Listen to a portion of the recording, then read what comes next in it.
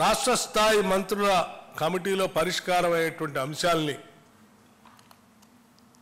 ఇరు రాష్ట్రాలకు సంబంధించినటువంటి ముఖ్యమంత్రి స్థాయిలో అంగీకరించడం, ఒకవేళ అక్కడ కూడా పరిష్కారం కానటువంటి మార్గాలు ఏమైనా ఉంటే, ఆ అంశాలు ఉంటే మళ్ళీ రాష్ట్ర స్థాయిలో ముఖ్యమంత్రుల స్థాయిలో సమావేశాన్ని ఏర్పాటు చేసుకొని పరిష్కార మార్గం కనుగొనడం కోసం ప్రయత్నం చేయాలని. అంటే ఒకటి ఉన్నత స్థాయి అధికారుల కమిటీ, ఆ తర్వాత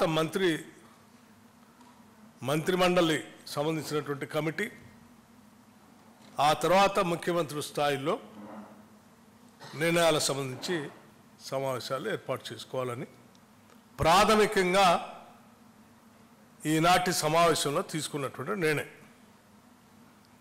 అలాగే ఇంకొక అతి ముఖ్యమైనటువంటి నిర్ణయం కూడా తీసుకోవడం జరిగింది. తెలంగాణ రాష్ట్ర ప్రభుత్వం ప్రతిష్టాత్మకంగా తీసుకున్నటువంటి యాంటీ నార్కోటిక్స్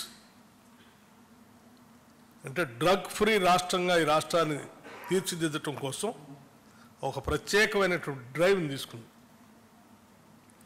అడిషనల్ డీజీ స్థాయి అధికారులు నియమించి ఒక పెద్ద వ్యవస్థను ఏర్పాటు చేసి డ్రగ్స్ వ్యతిరేకంగా కఠినమైన నిర్ణయాలు తీసుకునేటట్టుగా ఒక కార్యాచరణ ప్రణాళిక తీసుకొని ముందుకు పోతా ఉన్నాం. దాంతోపాటు సైబర్ క్రైమ్స్ సంబంధించి కూడా సామాన్య ప్రజలు చాలా ఇబ్బంది పడుతూ ఉన్నారు. ఈ సైబర్ క్రైమ్స్ నుంచి కూడా, ఈ డ్రగ్స్ నుంచి కూడా రాష్ట్రాన్ని కాపాడాలనే ఉద్దేశంతో ముందుకు తీసుకొని పోతున్నటువంటి ఈ ప్రక్రియలో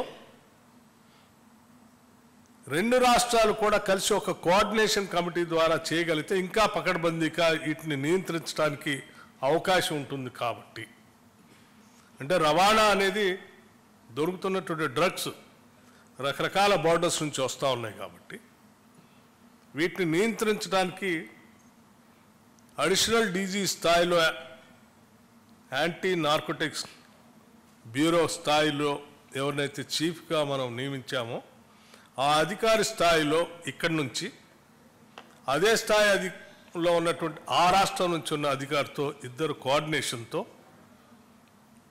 ఈ అంశాలపైన పెద్ద ఎత్తున యుద్ధం చేసి ఈ ప్రమాదం నుంచి, మహమ్మారి నుంచి రెండు రాష్ట్రాలని కాపాడుకోవటం కోసం ముందుకు పోవాలని ఒక విధానపరమైన నిర్ణయం కూడా చేయటం జరిగింది.